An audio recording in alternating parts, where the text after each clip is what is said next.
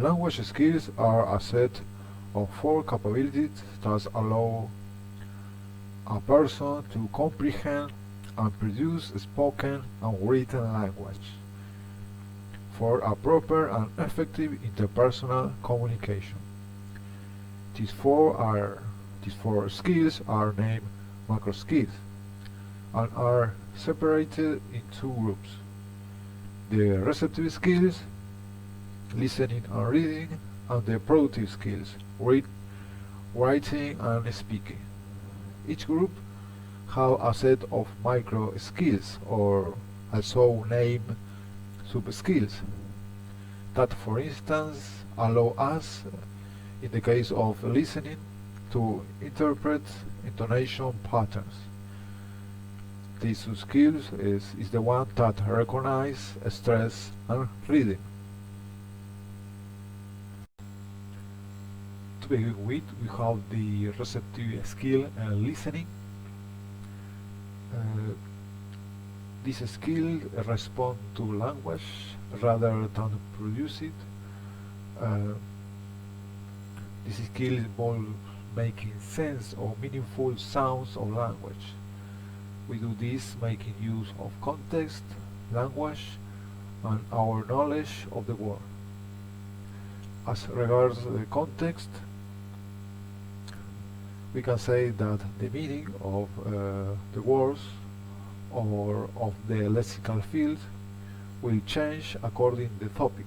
For instance, the words used in a science conference will be different than those used in a sport conference. In the first one, we expect more academic language. So we can say that when we listen to a person speak, we can say that the speech, in this case, the speech can be more organized. But if we are in a informal conversation, we can say that the way in which the person speaks is not well organized as the written skill or the writing skill, because sometimes the person aren't sure what to say or how to say it. We receive the message from the person who speaks to us through. There are plenty of extra information if we are in the front of the person than if we speak with the person on the phone or we listen a recording. So we have, in order to get this extra information, we have to pay attention to the body language.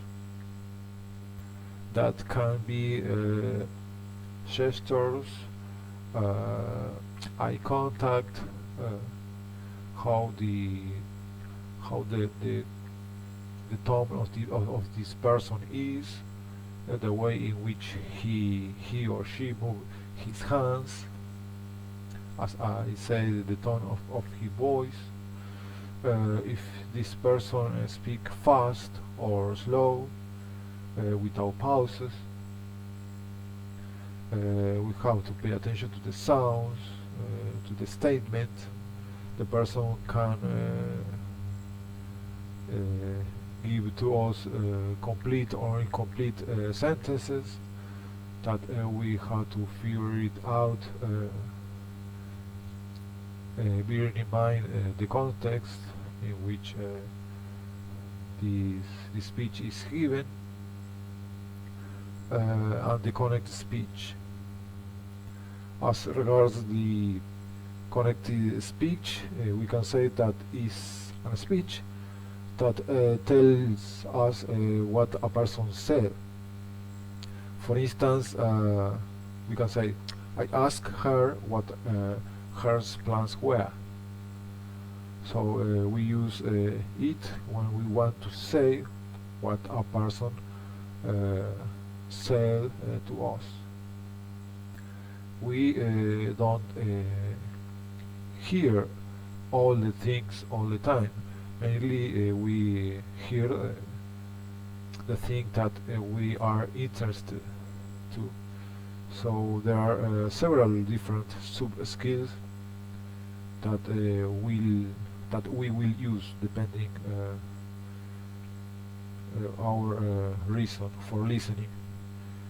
These sub-skills are listen for global understanding, specific information, listen for detail, or listen to see what attitude a speaker is expressing, listen intensively or extensively, among others.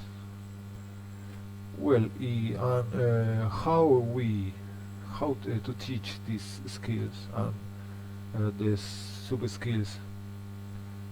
Uh, it is it is important understand that it's not necessary to understand every word in order to get all the information that you might need from a recording.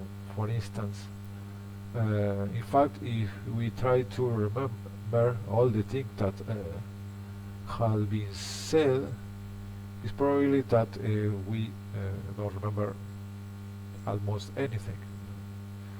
Uh, so we have to pay attention to those aspects of the conversation that are important to us.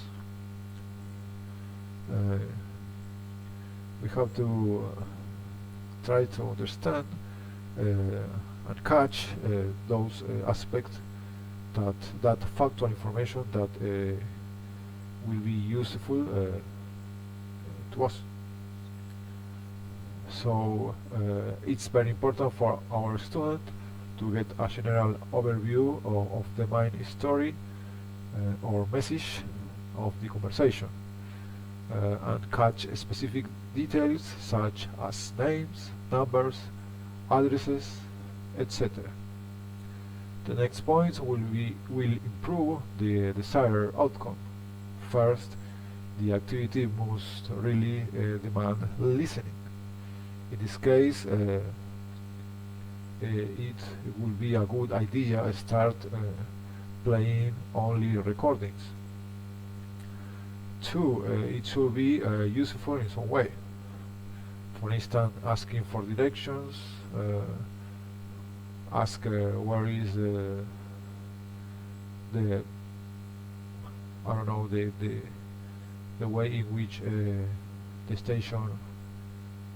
train station is located. And three, it shouldn't be threatening. We try as teacher, we try to sense the tone of our questions, on how we make questions to our students. So an example of a simple class can be 1. Set question, 2. Play recording, 3. Check if students have found the answer, and 4. If not, play the recording again as often as necessary. By giving the students the question before, they will have an opportunity to listen with a clear aim in mind. In this point is as we prepare the mind of the student to with a specific information, so they can focus in the factual information that we mentioned before. The skill of reading involves responding to text rather than producing it. A text is a series of sentences connected each other. It can be a letter, a postcard, the ones that produce a discourse in which all is connected by grammar and vocabulary. Reading involves understanding those connections that are granted by coherence and cohesion device. As regards the last mentioned, coherence helps us to set the connection between both sentences, thanks to our knowledge of the word. And cohesion are all those devices as conjunctions, pronouns, operators, verbs, and tenses. In a text, we can say that the cohesion device are the bricks, and the coherence is the house. So, bearing in mind this analogy, all it together is a complete text. So then, understanding and writing text involves understanding the language of each sentence and the relationship between this sentence using our knowledge of language and our knowledge of the word.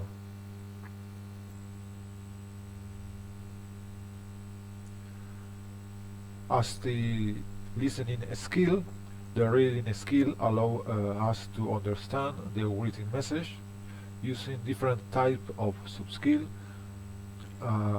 according the type of information that we are interested to get from the text. We can mention a few of them. We have the scanning that involves looking or searching for a specific information. For instance, a number in the telephone directory. Reading for the child, that it involves getting the meaning out of all the words of every word. Deducing meaning from context, it involves understand the meaning of an unknown word by the context and the other words that are used. Other skill is understanding the text structure. It involves how certain types of text generally are developed. For instance, an essay has an intro, a problem, and a resolution. Bearing in mind the structure of a text, we can account that the information will come in certain sequences. Of course, it depends on the type of text, but mainly each format of text has the specific features. Other skill is skimming. It involves reading for a global understanding. In other words, glazing through the text to get a general idea of what it is about. Another sub-skill is inferring. It involves to get meaning from a text. Generally, the readers search for writers' opinions, his or her feelings to infer what words, register, grammar, or style the writer has used to refer to something. And the sub-skill of predicting.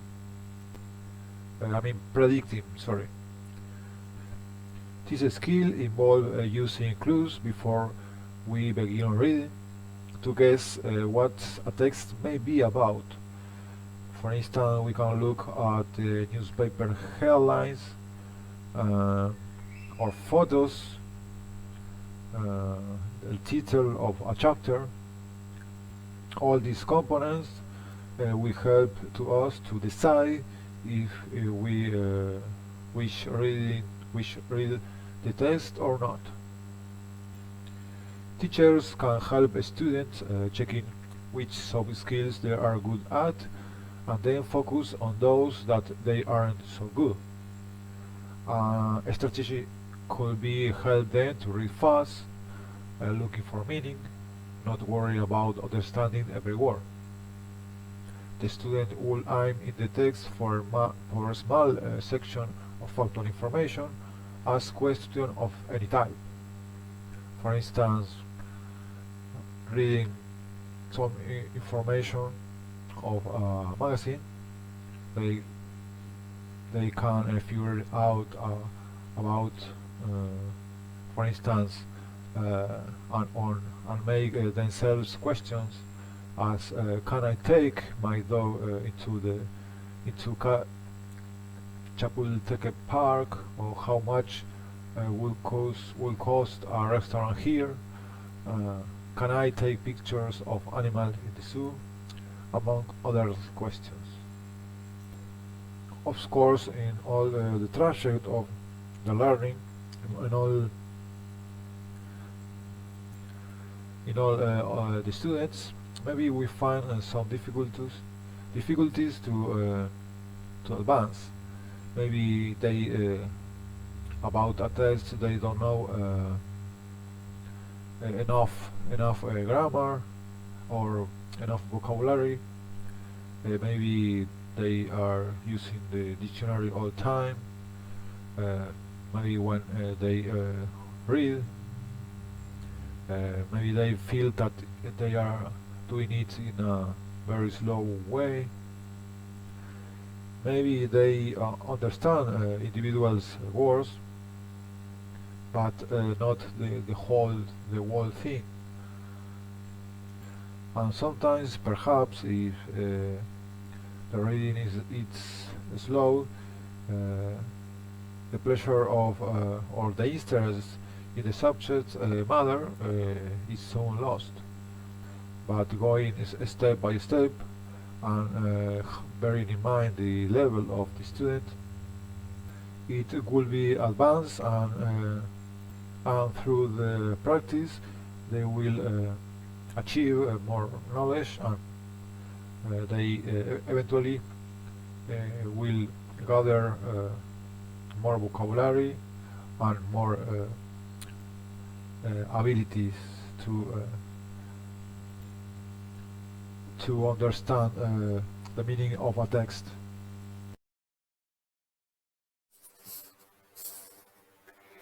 Writing is the fourth language skill, and it is a productive skill. It is necessary to communicate messages and maintain them over time. With this skill, we can share information and put into words our thoughts. Writing helps to communicate our ideas correctly. To carry out this, we must know three key concepts.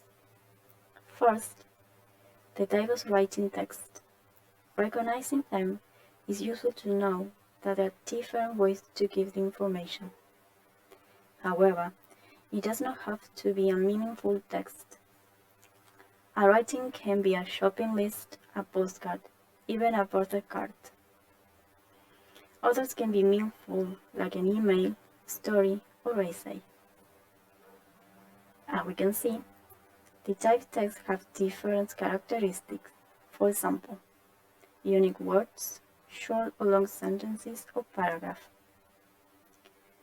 When we think of writing, we have to think about the degrees of formality, such as register, layout, ways of ordering information, and different ways of structuring the text.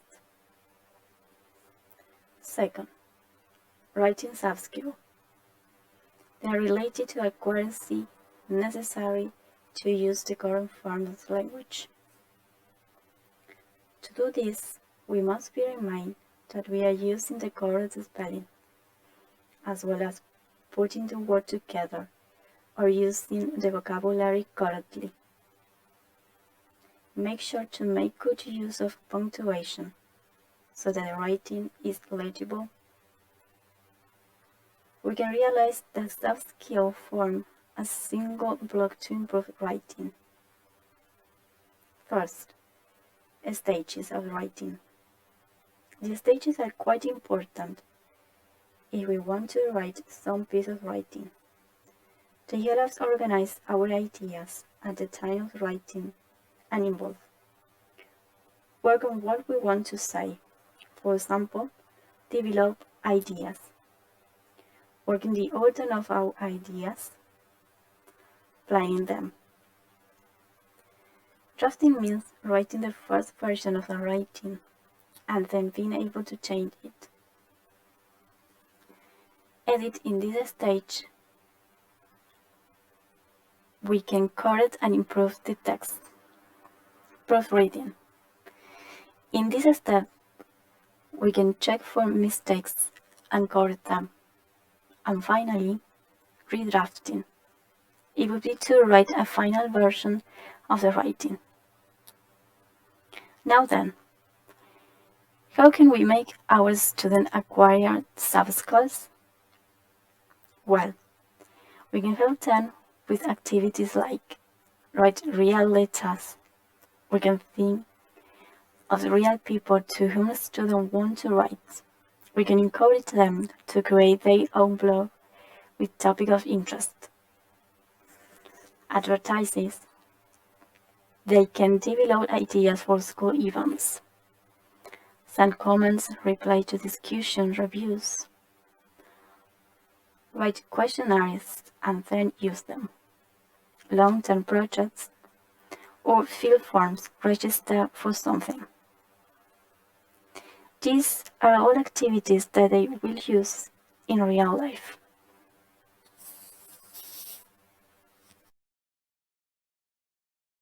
Speaking as part of the 4 language skills belongs to the productive skills, allowing us to communicate meaning to others through speech.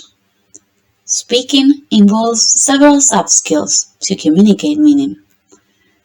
Accuracy of grammar, use of vocabulary, and the production of sounds help keep our message clear.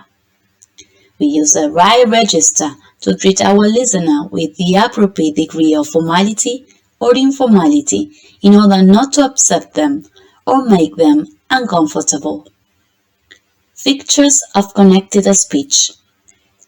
It is paying attention in the use of intonation, word and sentence stress, accurate individual sounds, linking and contractions to help to convey our meaning. Body language, such as gestures, eyes contact, facial expression, and movement to put our message across more strongly and clearly. Oral fluency helps ensure that our listener will keep on listening to us without getting bored or irritated by too many hesitation or too slow a pace of speaking. In speaking, we use interactive strategies as a way of keeping people interested and involved in what we are saying, like using paraphrasing or turn-taking. We paraphrase when we judge our communication cannot be or has not been understood. We use other words to say the same thing in order to get our message across. Or turn-taking as another interactive strategy. It involves using intonation, language, or body language to show you want to join a conversation or end one. Keep speaking or invite other participants to join in. How to teach those soft skills? As teachers, we should create safe situations in which our students feel comfortable. As examples, motivate learners by giving them confidence that what they are saying is right, or influence the activities. It is advisable not to correct learners immediately because in this way, learners are given the opportunity to focus on communicating their message. The activities in a speaking lesson often follow a pattern. First, lead-in. It is an introduction to the topic of the lesson plus activities, including a focus on the new language. Second, practice activities. A task in which learners have opportunities to use the new language. Third, and the last one, post-task activities. Activities in which learners do free speaking on the topic and or work on the language used in the task. Well, we can help our learners get this practice with many activities by focusing regularly on those soft skills.